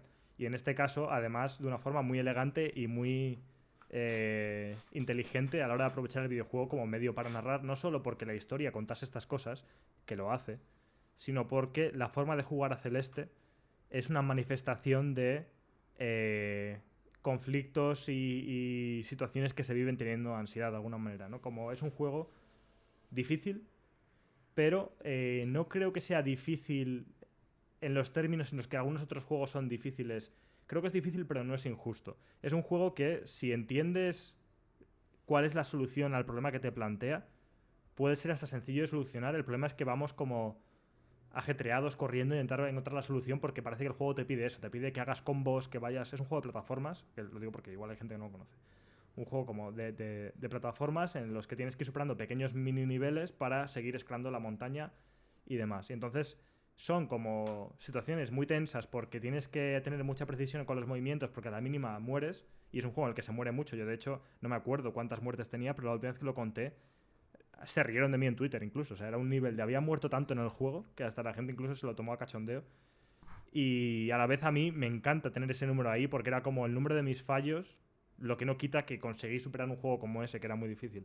Pero bueno, que a lo que iba con todo esto es que el juego puede parecer muy difícil, pero en realidad también depende mucho de cómo te enfrentes a él. Si te metes en este bucle de frustración y de repetición, porque cada vez que mueres apareces rapidísimo, parece una gilipollez, pero el reaparecer en el juego es casi instantáneo, y eso en muchos juegos, como ya lo hizo en su día Super Meat Boy, o como yo que sé, Spelunky, que estábamos jugando el otro día, son juegos que te crean como un poco de vicio porque el espacio entre la muerte y volver a agacharte otro intento es mínimo. Entonces, pero eso también tiene el peligro de que cuando llevas muchos intentos te obceques en pasártelo rápido y eso lo único que hace es potenciar tus errores y pegarte contra un muro. Y creo que bueno, que si en realidad analizas la escena y la ves desde otro punto de vista, en realidad es como un mini puzzle. Es como mete una combinación de botones y se soluciona.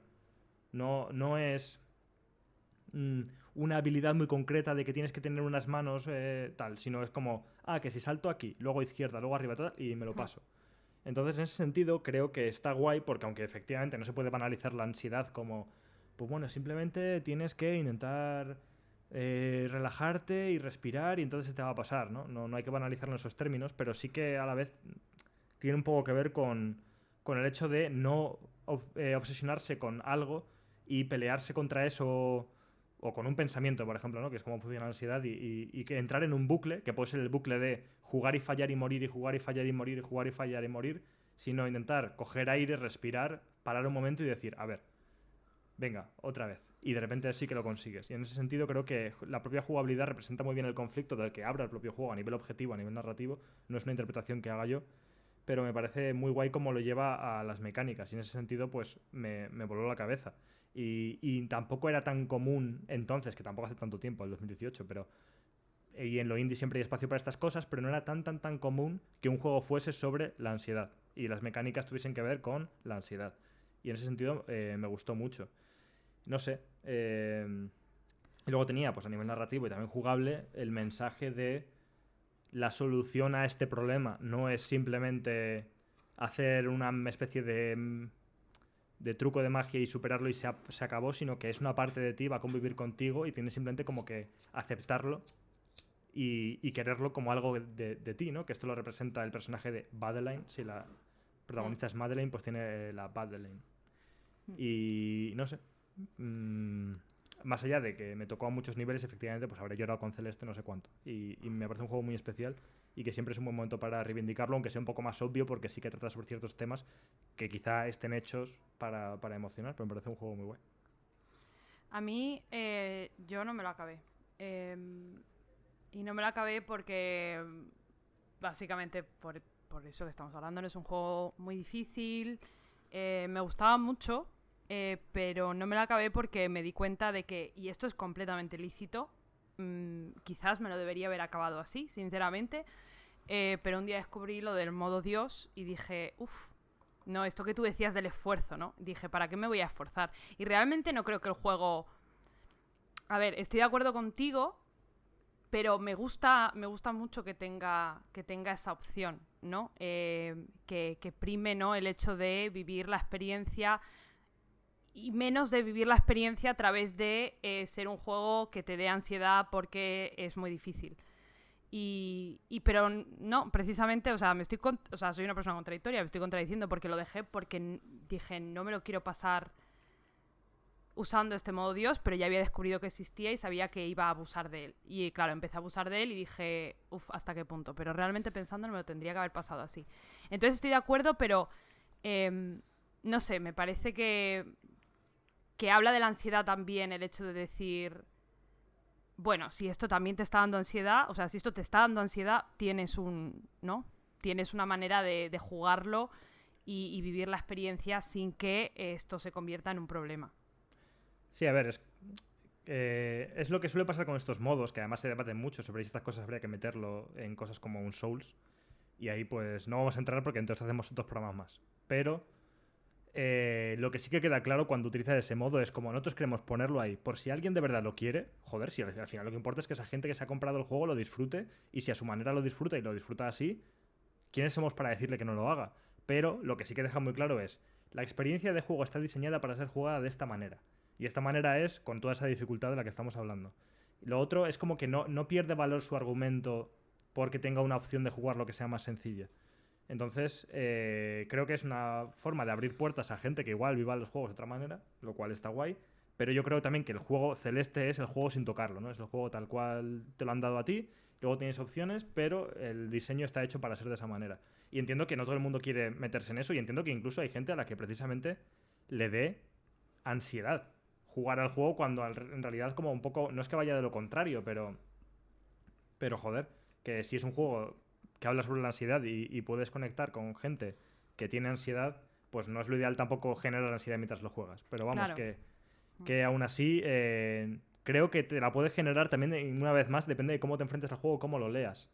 Porque si lo lees de una manera, te puede dar ansiedad, pero es la forma de la que hay que leer el juego. Eso es a lo que también quiero ir, que creo que el juego, porque durante el gameplay, una cosa que me parece maravillosa, entre nivel y nivel, cuando mueres mucho, te aparecen como unas cartas que están firmadas por los desarrolladores del juego. Y en esas cartitas, que son simplemente para... Bueno, es que ni siquiera son para pantallas de carta, de carga, porque el juego carga como instantáneo casi, pero bueno, te pone cosas como... Oye, que si te estás frustrando tal, tranquilízate, déjalo, juega otro momento, Claro. o intenta de otra forma. Te están diciendo ese propio mensaje de no entres en el bucle loco de hacerte daño con el juego. Te Claro, están dando... por eso me parece como que el modo Dios aquí es más valioso y como que casi como que forma parte de la narrativa, ¿sabes? De alguna manera, ¿no? Como que es un juego explícitamente sobre la ansiedad. Es un juego que mecánicamente da ansiedad. No de una manera, no sé, o sea, a mí me daba ansiedad. Entonces me pareció guay que tuviera ese modo y que estuviera ahí de una manera tan... Y creo que salía algún tipo de mensaje, en plan de... No pasa nada porque lo uses. O sea, por eso me parece que mecánicamente... O sea, que eso no es... No creo que sea comparable a videojuegos fáciles o nivel fácil para tal. ¿Sabes? Que me parece que es parte del juego y es parte de lo que querían transmitir. De una manera explícita, ¿no? No como, ¿sabes? No sé. No de una manera tan generalista como podríamos hablar de Dark Souls. Sí. Pero bueno, en cualquier caso, es una experiencia, está claro. Yo sí que me lo tomé más a lo personal y para mí fue catárquico hasta el final, ¿no? Y me gusta que fuese catárquico en el juego, no en la narrativa. O no en la narrativa, que es como más general, sino, por ejemplo, no en el guión de lo que se te está contando explícitamente que está pasando, sino que fue una catarsis de decir, yo estoy con mis conflictos en mi propia vida y este juego es una especie de analogía de esos conflictos, pero el superar mis conflictos en el juego, que esto también se ha hablado muchas veces, me hace como... me carga una especie de energía en mí mismo de soy capaz de solucionar cosas aunque sea al tan pequeño nivel de un puto juego tan difícil como este. Pero como que te da esta especie de sensación mental de superación sobre un conflicto que tienes. Y eso me molaba. Me lo tomé a lo personal y ya digo, es un juego que puntualmente sí que puede ser muy, muy jodido. Aunque creo que una vez lo analizas es como que hay que meter una combinación de botones. Lo que pasa es que tienes que analizar muy bien la escena. Pero puede ser muy cabrón. Y aún así lo llevé hasta el último término. Y ya no solo el nivel principal, sino todas las caras B y las caras C y la madre que le parió todo. Y no sé, lo disfruté mucho porque para mí era como una especie de analogía o de metáfora de mi lucha personal llevada al juego y en ese sentido creo que es muy valioso. Sí, es que Celeste es un ejemplo muy guay por todo lo que comentáis. Porque es que es eso, o sea, a nivel de gameplay, las mecánicas es como que se alinean a la perfección con el mensaje este y con lo que quiere transmitir y con el tema con abordar el tema de la ansiedad. Y es como que tanto el conflicto a la hora de superar el nivel como la forma al final de superarlo, es como que conecta muy bien con estos procesos de la ansiedad, tanto con los que te paralizan y te impiden hacer algo, como finalmente la solución, que es más fácil de lo que en principio tú mismo podrías creer. Y es como que es cierto que conectan muy bien con ese tipo de zancadilla que nos ponemos a nosotros mismos cuando tenemos ansiedad. Y es como que lo que comentaba Alex, de estamparse, de entrar en el bucle, de no avanzar porque te agobias y intentas superar el nivel o superar una situación y te estampas una y otra vez hasta que te das cuenta de que era mucho más sencillo, simplemente tenías que tomar otra estrategia, a lo mejor un poquito más mecánica. Y no sé, creo que lo hace muy guay. Yo, por ejemplo, es que le tengo mucha manía a ahora esta nueva corriente, bueno, no tan nueva realmente, pero a esta especie de moda de videojuegos súper profundos o que son, bueno, pretendidamente profundos, que supuestamente hablan de la salud mental y realmente no hablan de la salud mental, hablan de problemas del primer mundo. y creo que romantizan o quizá, o no tanto romantizar, bueno, algunos sí, pero no sé, como que banalizan, o sea, intentan arrojar luz sobre un tema, pero lo hacen de una forma, bajo mi punto de vista, superficial, y acaban banalizando el tema, un tema tan grande y tan complejo. Y como es la salud mental o los problemas de salud mental, al final los reducen a una cosa muy concreta y no creo que el enfoque sea el más apropiado. Pero creo que Celeste lo hace muy bien, porque no tiene ínfulas de nada y el tema de que la mecánica se acople tan bien a lo que quiere transmitir y a esos procesos de la persona ansiosa, ¿no? A ese bloqueo, a ese círculo vicioso, que al final la salida era más fácil, creo que lo hace muy guay, la verdad. Sí, totalmente. O sea, estoy de acuerdo con lo que dices de esa corriente de videojuegos. Pero es que el problema que tienen esos juegos es que se les ve o se les nota, que es lo que hablábamos antes, ¿no? Como cuando un juego se nota que lo que quiere es hacerte llorar, más que quiera contar una historia y como esa historia es muy honesta y muy pura, te hace llorar. No es lo mismo eso que te iba a poner una situación prediseñada para hacerte llorar. Yo esto lo siento mucho. Esto es como de repente una rant aquí por la puta cara, pero Venga, para mí eso rantea. es Disney, ¿sabes? O sea, que las pelis de Disney y tal no las aguanto, pero porque le noto mucho como esa intencionalidad previa como prefabricada. No me la creo, no siento que es una historia personal de alguien que la quiere contar y ha salido esto. Del mismo modo que Celeste es un juego que no creo que esté hecho para intentar ser un juego que es bueno por hablar de estos temas, sino que es un juego tal cual es y que habla de estos temas a su propia costa, o sea, sin quererlo. Es como esto es así. Y el juego no es que esté pensado para hablar de ello y para intentar sumarse un tanto por hablar de ello, sino porque el juego no podría ser de otra manera. Es como que ha salido de esta manera porque es honesto y es el reflejo de las personas que hay detrás del juego. Entonces, pues sí, todo ese rollo de pretender que sea algo guay por meter forzosamente una serie de cosas que no son honestas, pero que aún así parece que dan como un caché o un valor, pues eso obviamente no mola nada. Así que bueno, Celeste sí, estamos de acuerdo en que yo creo que en ese caso lo hace bien. Sí. ¿Quieres tú, Clara, coger otro Sí. de los juegos que tenías por ahí? Sí. A ver, es que creo que vamos todos por caminos diferentes, ¿no? Entonces yo voy a seguir como la segunda ramificación que tenía, ¿no? Que me emociona mucho cuando un juego... Soy básica, pero cuando un juego se rompe a sí mismo o hace cosas...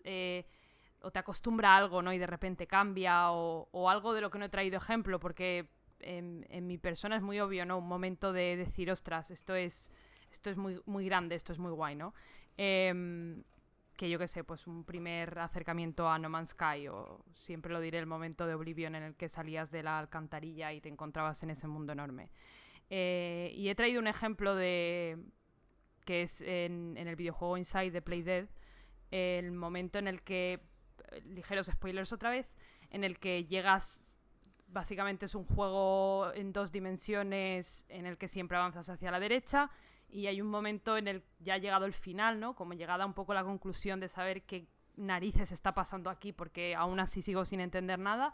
El juego de repente ahí pasa algo que también es bastante fuerte, ¿no? En todos los sentidos, yo creo, y tienes que empezar a ir hacia la izquierda. Entonces algo tan simple como ese momento de decir, ostras, está rompiéndose, o sea, está rompiendo lo que estaba haciendo. Una decisión de diseño que puede ser considerada inteligente o que es algo que puede añadir, ¿no? Al valor del momento o a la fuerza de ese momento, a mí ese tipo de cosas me emocionan mucho, ¿no? Y me ha venido esa a la cabeza, como había apuntado y he borrado Undertale, 1000 cosas de Undertale o de nuevo Deltarune, ¿no? Que es muy obvio, pero me emocionan mucho esos momentos en los que el propio juego decide tomar otros caminos y explorar otras opciones de esas maneras, ¿no? Que se disrupten, es una palabra que me acabo de inventar, pero como que se rompe a sí mismo, ¿no? Te hemos entendido perfectamente. Venga, vamos. Que igual no lloro, pero es uno de esos momentos en los que me apetece levantarme, aplaudir y decir, ole, ¿sabes? Yo de hecho también tenía apuntado Inside. O sea, por otros motivos, pero realmente ahora que estás comentando esto, coincido también. Pero a mí, por ejemplo, Inside, a mí es que me provocaba tal desasosiego, Normal. tal congoja, era una sensación opresiva, casi asfixiante. O sea, lo pasé muy, muy mal con el juego. El juego me encanta, es un juego que me flipa, pero realmente lo pasé muy mal jugando a Inside. Y de hecho ahora mismo puedo decir que no recuerdo casi nada del juego, yo creo que por puro Por trauma. traumático. Sí, por Sí. traumático. No me acuerdo de algunas cositas muy puntuales, pero o sea, tengo lagunas con el juego, yo creo que Sí. de lo mal que lo pasé con él. La verdad. Yo, el momento, ¿no? Yo creo que uno de los momentos más opresivos de una manera clara de Inside es quizás la fase de la sirena, ¿no? Por llamarlo de alguna manera. Sí. Pero a mí un momento que es de este tipo de situaciones o de experiencias que dices, esto tiene que estar tocándome algo tan adentro que no tengo palabras para explicar por qué me da tanto mal rollo.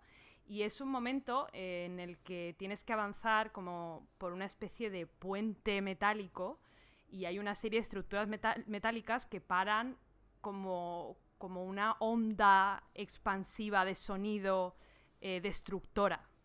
Y ese momento yo creo que probablemente sea porque está muy bien diseñado en cuanto a cómo se ve, ¿no? Y el diseño de sonido me parece brutal, porque ese ruido me daba escalofríos. O sea, Auténtico pavor, sí.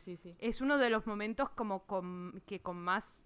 que más me acordé y que más me acuerdo aún de decir, es algo que me ha dado auténtico terror sin enseñar, ¿no? Sin ser un juego de terror o sin que haya alguien persiguiéndote o sin que haya un monstruo, pero simplemente esa onda de sonido destructora, ese sonido es lo típico que dices, Dios, o sea, si llegara a la 1 de la mañana escucho eso, no me levanto de la cama, claro, o sea, me quedo ahí me muero, planchada, no sabría qué hacer. Es curioso, sí, pero desde luego. No, pues fíjate que gustándome mucho porque Inside me flipa. Ese momento en concreto ahora mismo no lo recuerdo y eso lo que sí que me recuerda es que quería...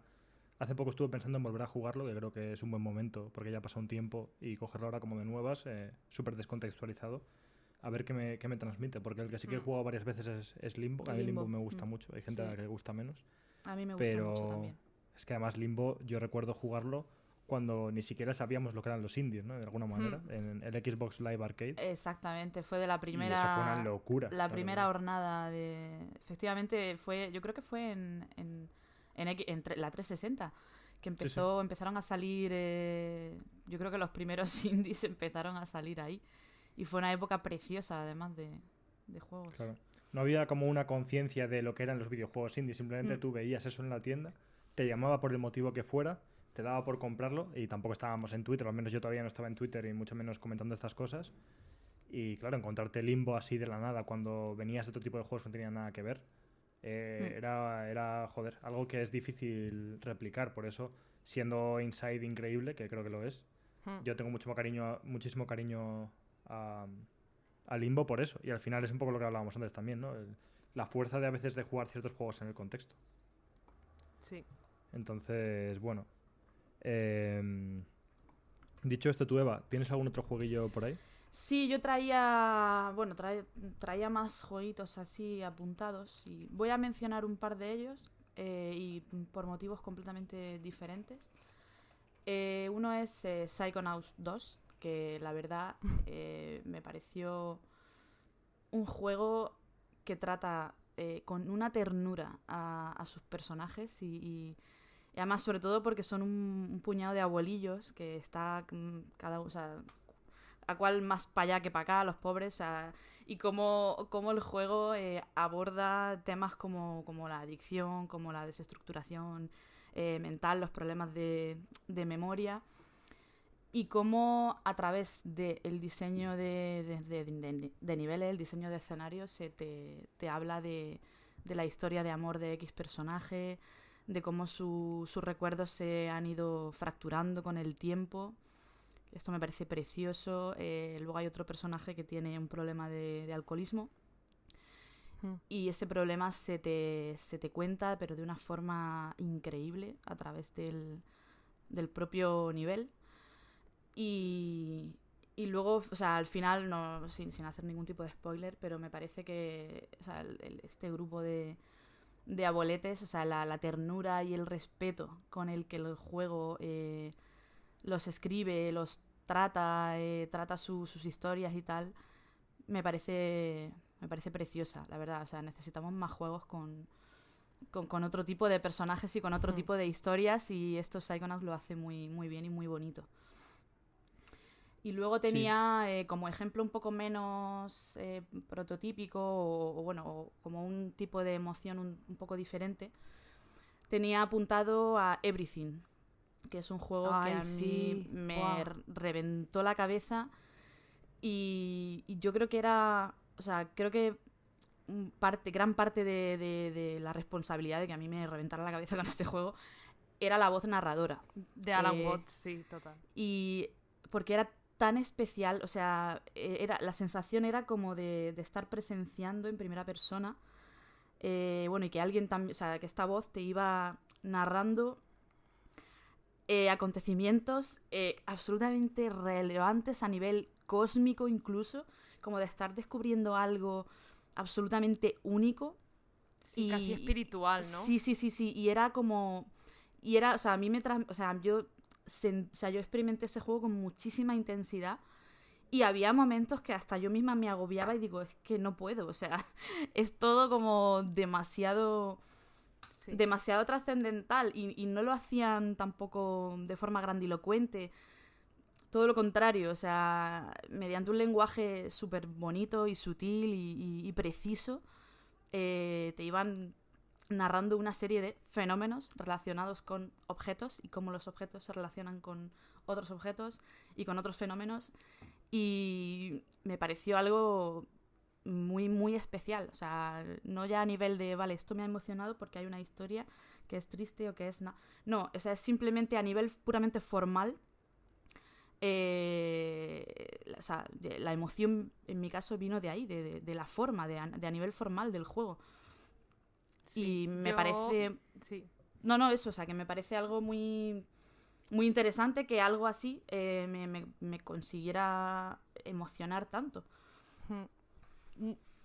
Me parece increíble que lo hayas traído porque se me había olvidado Everything. Y es una de las bandas sonoras que más me he puesto para hacer tareas de escritura o lo que fuera, ¿no? Es un juego tan raro a la vez, porque obviamente tiene todos estos extractos de conferencias y charlas de Alan Watts, que yo es alguien que ya conocía, y cuando vi el tráiler de Everything dije, hostia, es Alan Watts. Y flipé porque es un... No sé ni siquiera cómo llamar a Alan Watts, porque no creo que sea filósofo, no creo que entre en la academia, pero a mí es una persona que siempre me había gustado mucho escuchar, que he escuchado mucho de lo que dice y de lo que hace, porque me parece casi espiritual, y yo no soy una persona espiritual, pero como que en Alan Watts y a través de Everything como que dije, esto es una espiritualidad con la que estaría cómoda, ¿no? Sí. Y es eso, me parece una experiencia brutal por cómo lo encaja todo y lo bien hecho que está tu propia exploración de la experiencia que es Everything con Alan Watts en sí. A mí lo único que me pasó es que me perdió con los objetos.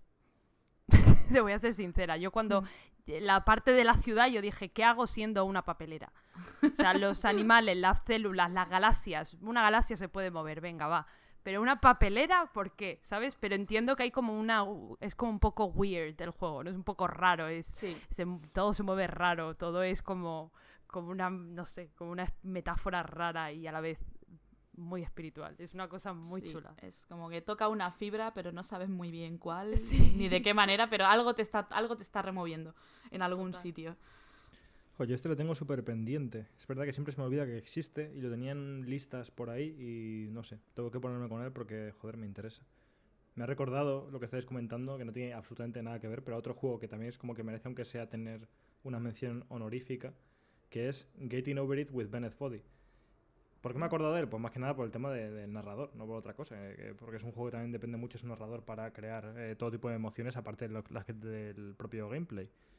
Pero bueno, si alguien no lo conoce, es este juego de ser un señor con un mazo dentro de un caldero e intentar escalar una montaña, que también pues ahí puede tener hasta paralelismos con Celeste. Y es un juego loquísimo, frustrante, de volverse majareta, o sea, totalmente. Pero vamos, que también es un juego que despierta todo tipo ya sé cuál es. Vale, de emociones, eso seguro. Ya sé cuál es, sí. Y luego, lo que decía Seba también de Psychonauts 2, no voy a entrar, pero yo justo lo he terminado hace poquísimo y lo estaba jugando antes de las Navidades. Me parece un juegazo que, joder, me da pena que en todos estos ultra premios super guays y tal no haya tenido un poquito más de reconocimiento porque es que dices, madre mía, que este juego existe. O sea, es que no te lo puedes creer, es como esta maravilla, es que no se puede decir nada malo de... Bueno, sí, a ver, que si te pones muy crítico, a mí, por ejemplo, me perdieron un poco con el tema del combate, quizá. Como que ahí no me estaba motivando el juego lo suficiente y prefería mucho más la pura exploración y las plataformas y cuando había como enfrentamientos ya no me molaba tanto. Pero bueno, más allá de eso, es un juego casi perfecto, con una dirección artística acojonante, con unos personajes, como dices, increíbles, con una narrativa ya no explícita, sino implícita en los niveles alucinantes. O sea, es que no sé, me da pena porque al final, en términos absolutos, cuando pasa un año, como es el 2021, es como que sí, que a la gente a lo mejor le suena que el Psychonauts está por ahí, pero no sé hasta qué punto luego se va a jugar de aquí a unos años y es un juego para recordarlo, la verdad. Sí, totalmente. Y bueno, por ir terminando, a ver cómo soy yo ahora breve con este, porque tenía ahí mucha tela que cortar. Pero, bueno, venga, voy a intentar ir más rápido. Metal Gear Solid 3. Es un juego que es como, what the fuck, venimos aquí de hablar de las movidas indie súper emocionales y tal, y de repente nos vamos nada más y nada menos que al año 2004. Pero, joder, es que era el año 2004. Y para mí este juego fue como una especie de rito iniciático a otra forma de ver los videojuegos. O sea, básicamente es como... Yo no sé si lo jugué con 12 años o por ahí y yo sentía desde niño, jugando a las cosas más insulsas, que los videojuegos eran otra cosa, que no era algo para banalizar. Cuando mis padres me juzgaban mucho por jugar y tal, a mí me frustraba porque no eran capaces de ver lo que yo veía en los juegos. Y yo ya lo veía, incluso sin saber ponerle nombres desde que era un niño, como una expresión artística acojonante. Pero claro, en términos en los que todo el mundo pueda entenderlos, creo que el Metal Gear 3, por poner un ejemplo, porque Metal Gear siempre ha sido un poco así, era un juego que yo podía como señalar para decir, pero mirad esto, cómo objetivamente habla de ciertos temas súper adultos, súper intensos y súper interesantes, y por lo tanto sentía como que tenía que tener ese reconocimiento en consecuencia y no como un juguete, ¿no? Que aún así soy ultra defensor de los juegos juguete, me encantan los juegos juguete, de hecho hay que jugar más a juegos juguete. Pero en ese momento, insisto una vez más, año 2004, era como un fenómeno, una cosa que demostraba que los videojuegos también podían hacer este tipo de cosas, ¿no? Y no voy a entrar mucho en su narrativa, y es verdad que jugado muchos años después, este mismo verano lo volví a rejugar en la Vita y lo juego cada cierto tiempo, pues tiene una parte muy mamarracha que en su día pues no se percibía tanto porque te flipaba tanto todo lo demás que la mamarrachez, pues bueno, era divertida y le dejabas pasar, pero bueno, es Kojima, ¿vale? Kojima tiene un poco también... Conviven dos juegos, igual que lo del Red Dead, pues conviven dos juegos que es el máximo mamarracho con la máxima intensidad narrativa a la vez. Pero más allá de eso, no voy a intentar venderlo por las cosas súper profundas que quizá puedes ver siendo más adulto, pero yo sí que notaba ya siendo un niño como aquí había una trama sobre personas al final, sobre emociones y sobre sus relaciones personales, súper intensa y súper dramática.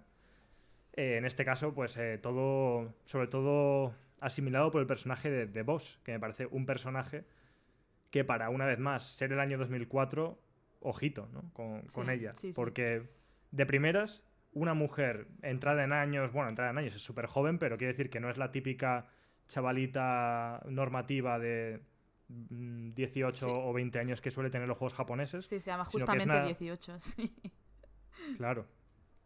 Porque The Boss que debía tener, 40 y pico años, ¿no? En el juego, pues 30 y algo, 40. No lo sé exactamente, pero por ahí. Bueno, incluso en el pleno 2022 no hay tantos juegos con protagonistas femeninas que tengan... Más de 30, sí, de acuerdo. Claro. Totalmente de acuerdo. Claro, entonces, para mí, la protagonista de ese juego es The Boss. O sea, Snake sí tiene mucha importancia en la narrativa y tal, pero creo que todo gira en torno a The Boss. Y bueno, el caso es que, a ver, aquí sí que me voy a ver obligado a entrar en spoilers.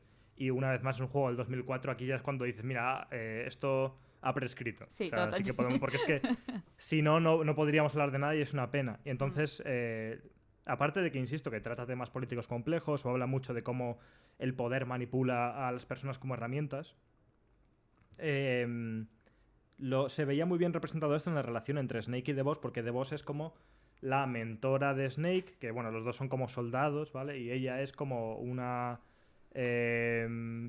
mujer con muchísima experiencia en el campo de batalla, es una espía alucinante, una guerrera no sé qué, y tiene a Snake como de discípulo. Y a su vez, pese a ser su maestra, tienen como una especie de relación también un poco amorosa y son dos personas que se quieren mucho y eso te queda muy claro. Y el juego va del conflicto, aparte de otras muchas cosas, de la traición de The Boss en este caso hacia Estados Unidos, que esa es parte de la crítica, ¿no? Hacia ¿qué coño es Estados Unidos? Y en fin. Pero bueno, hacia Estados Unidos, hacia tu patria y hacia Snake en particular, porque claro, al desertar ella con los soviéticos, pues bueno, es como esa típica situación de el dolor de la traición, pero durante todo el juego se va fraguando toda la relación que hay de fondo entre ellos, cómo obviamente no todo es lo que parece a primera vista, pero el juego te empuja a una situación final en la que una vez más, siendo dos personas que se quieren muchísimo, tienes que enfrentarte a The Boss y básicamente matarla. Y este juego, para ser una vez más del 2004, ese enfrentamiento no lo toma como algo superficial, no lo toma como y el boss final, tal, pum pum, muchos disparos y tal, sino que hay una escena previa muy bonita antes de que se enfrenten y todos los diálogos están súper bien escritos y son súper emocionales. Y al terminar la batalla, lo que pasa es que todo es sobre un campo de flores blancas con los pétalos volando por los aires. The Boss yace en el suelo y tú, como Snake, tienes que apuntarle con un arma y el juego se queda parado hasta que tú activamente pulsas un botón para disparar el gatillo y matarle. Y eso me parece muy cabrón. Y eso, cuando yo tenía la edad que tenía cuando estaba jugando este juego, pues obviamente me voló la cabeza y a nivel emocional me destrozó. Porque yo quería, como Snake supongo, quería mucho a The Boss y ese personaje y era algo como traumático a lo que me estaban obligando a enfrentarme. O sea, incluso, que me gusta The Last of Us, pero que incluso el primer The Last of Us parecía como hasta la escena del quirófano, no sé qué tal, y es algo que este juego ya hacía en el 2004. Y no sé, por todo eso, me parece un juego alucinante, un juego súper contemporáneo. Tiene cosas que han envejecido fatal, hay que también decirlo, joder, es que... Pues sí, eso es un juego de Kojima para lo bueno y para lo malo. Pero el personaje de Boss en sí me parece la hostia. Es una mujer fuerte, una heroína de su país, pero que ha sido maltratada, ocultada y sacrificada ante el mundo solo por los intereses de unos pocos, ¿no? Es una herramienta y en ese sentido plantearle con esa dignidad, porque ella como personaje la tiene, esta dignidad y tal, y a la vez representar cómo siempre está a la sombra de otras circunstancias y es utilizada de esa forma, me parece súper guay. Y vamos, que yo con esa escena que describía de enfrentarse a The Boss y rematarla y con la propia canción de los créditos, yo creo que vamos, ya lloraba con los videojuegos, imagino, porque siempre he llorado, pero fue como una de las veces que más me destrozó emocionalmente y que más he llorado jugando algo, así que no podía no comentarlo. De hecho, yo no recuerdo prácticamente nada o muy poquita cosa del juego. Pero la escena del final y el enfrentamiento final, o sea, es lo que más resuena. Y sí que recuerdo la sensación de estar completamente sobrepasada en ese momento, en ese enfrentamiento final. Y yo recuerdo que también me emocioné muchísimo. Pese a no recuerdo el argumento, no recuerdo detalles del argumento, pero sí que ha sido resonando las sensaciones de ese final, porque además el final de ese juego yo creo que es de los más intensos y más, además, o sea, el escenario es que es muy bonito y es como que ahí confluyen de repente un montón de cosas que se habían estado fraguando durante o sea, en el argumento del juego. Y el final es como que es para rebasar ya, o sea, se está rebosando por todas partes, es muy guay.